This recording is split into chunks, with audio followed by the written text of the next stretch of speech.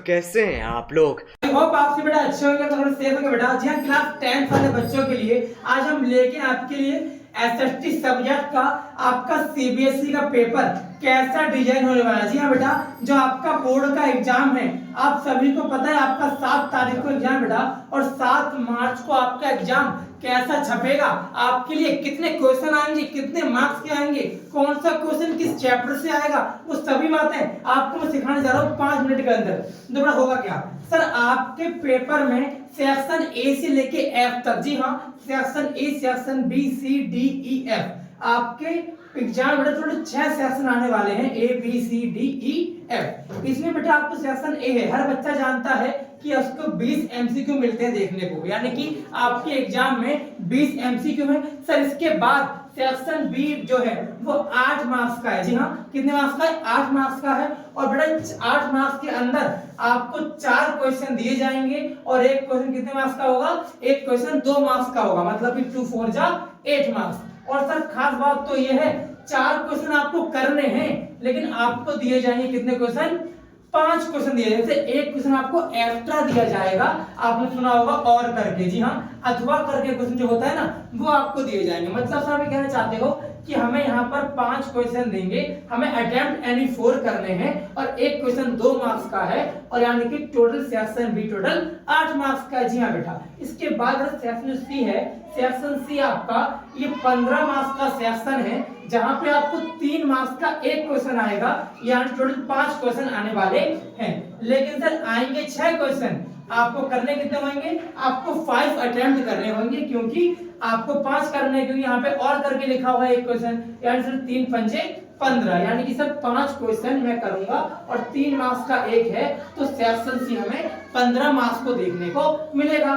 Sir section number जो D है आपका, वो 20 मार्क्स का होने वाला है। इसमें जो है बेटा 5 नंबर का एक क्वेश्चन है और टोटल 4 क्वेश्चन गिवन है। और आपके बात पता ही है, आपके बुक कितनी है? आपके बुक बेटा 4 है, एक है हिस्ट्री, एक है ज्योग्राफी, एक है पॉलिटिकल, एक है इको। और ये बात मैं आपको बता चुका हूं इस वाली वीडियो के अंदर कि कौन सी बुक कितने चैप्टर की आने वाली है। ठीक है जी, फिलहाल हम बात कर रहे हैं बेटा कि सेक्शन ई तू ना 12 मार्क्स का आएगा बेटा, और 12 मार्क्स में सुना ध्यान से, जो 12 मार्क्स में क्या आने वाली है? एक केस स्टडी आने वाली है। क्या आने वाली है?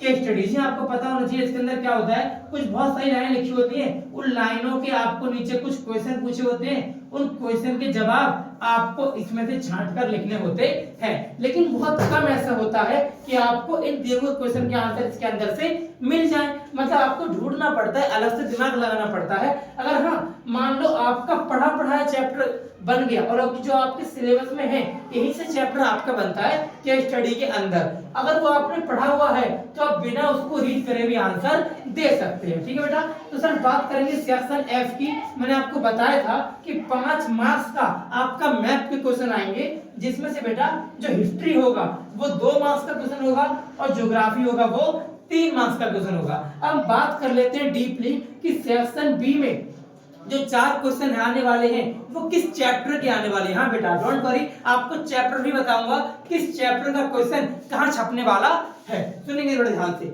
देखो जी, सेक्शन जो ए है बेटा, ये पता है आपको टोटल 20, यहाँ मतलब तो 20 एमसीक्यू आने वाले हैं। इसमें तो कुछ कह नहीं सकते, कहीं से भी एमसीक्यू बन सकता है।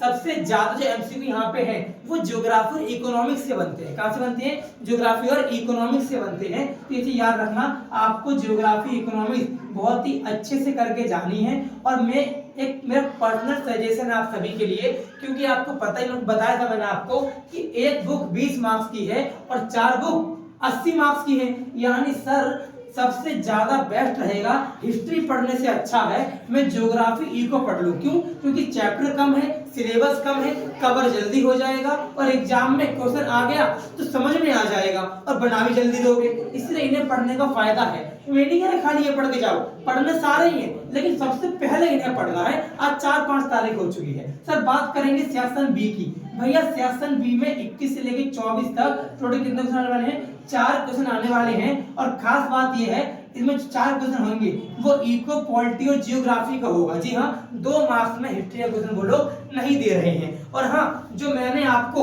इस वाली वीडियो में जो मनी चैप्टर कराया था, उस मनी चैप्टर से एक क्वेश्चन आने वाला है, इसीलिए प्लीज ये वाली वीडियो जरूर देखना पड़ेगा। 5 मार्क्स आपके पक्के हो जाएंगे, ठीक है। इसके बाद समझना सर सेक्शन सी 25 से 29, यहाँ से बेटा आपको हिस्ट्री के अंदर से एक इटली वाला क्वेश्चन मिलने वाला है। जी हाँ, एक इटली से क्वेश्चन आएगा जो आपका इतिहास से बिलोंग करेगा। इसके अलावा भैया एक ना इकोनॉमिक्स का आपका चैप्टर नंबर 1 है। जी हाँ, अर्थशास्त्र का चैप्टर 1 जिसका नाम क्या है, विकास। उस विकास चैप्टर से एक क्वेश्चन आ रहा है और सेक्टर से भी एक क्वेश्चन आ रहा है, ठीक है। तो ये बात याद रखना, आपको 25 से 29 में आपको कितने क्वेश्चन मिलेंगे, 25 से 29 में आपको देखने को मिलेंगे कितने क्वेश्चन टोटल, ये वाले क्वेश्चन 5 क्वेश्चन, ठीक है। जहां पे आपकी हिस्ट्री, पॉलिटिकल, इकोनॉमिक्स और ज्योग्राफी चारों ही बुक से आने वाला है सर। इसके बाद जो सेक्शन डी है, ये तो बहुत खास बात है बेटा, जो सेक्शन डी कितने मार्क्स का बेटा, ये 5 मार्क्स का है और 4 क्वेश्चन है। तो समझ जाओ, एक क्वेश्चन एक बुक से उठाया जा रहा है, मतलब सर ये मैं कहूंगा ये लॉन्ग क्वेश्चन है।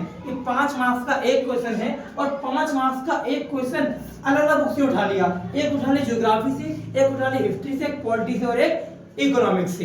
तो भैया यहाँ पर आपको 4 क्वेश्चन आने वाले हैं। एक आएगा संविधान के टॉपिक को लेके पॉलिटी से, एक आएगा जीडीपी को लेके क्योंकि इकोनॉमिक्स का पार्ट या ज्योग्राफी का पार्ट बनेगा, एक महात्मा गांधी और एक कृषि। कृषि आपका ज्योग्राफी का पार्ट बन गया, जीडीपी आपका एक का पार्ट बन गया, एमजी आपका महात्मा गांधी और संविधान यानी कि पॉलिटी का पार्ट बन गया। तो इस टॉपिक से क्वेश्चन आने वाले हैं, 5 मार्क्स का एक क्वेश्चन आएगा, तो स्किप मत करना बेटा, ठीक है। लास्ट बात करते हैं सेक्शन ई की, जिसमें आपकी केस स्टडी बनेगी और मोस्ट प्रोबेबली जब हमने बहुत सारे पेपर को एनालाइज किया तो पता चला कि ग्लोबलाइजेशन, जी हाँ, आपका इकोनॉमिक्स का चैप्टर नंबर 4 वैश्वीकरण और भारतीय अर्थव्यवस्था, उस चैप्टर के अंदर वहां से केस स्टडी बनाई जा रही है। इसीलिए प्लीज देखो, आपको ना केस स्टडी के अंदर 3 क्वेश्चन दिखने वाले हैं, जिसमें कि हिस्ट्री का एक क्वेश्चन बनेगा ही बनेगा केस स्टडी में, एक इको का बनेगा, एक वो कोई सी बुक से चूज कर सकते हैं, चाहे पॉलिटी से चाहे जियो से। सबसे ज्यादा पॉलिटी चूज की जाती है, यानी भैया आप कहना चाहते हो हिस्ट्री, इकोनॉमिक्स और पॉलिटी, इन 3 क्वेश्चन से आपका केस स्टडी का क्वेश्चन बनेगा जो कि 4 मार्क्स आपको देके जाएगा।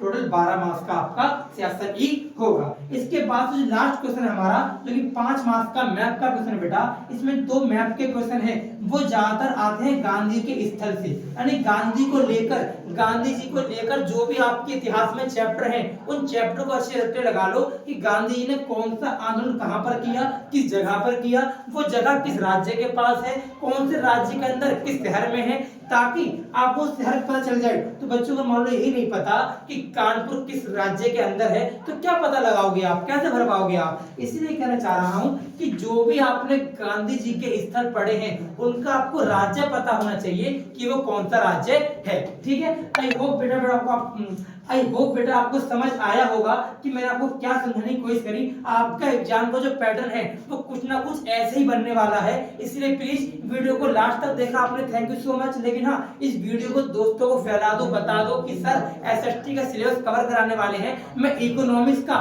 चैप्टर 3 और चैप्टर 4 दोनों अपलोड कर चुका हूं। चैप्टर 1 2 आपको बहुत जल्दी मिल जाएगा। अब बात करेंगे नेक्स्ट वीडियो में।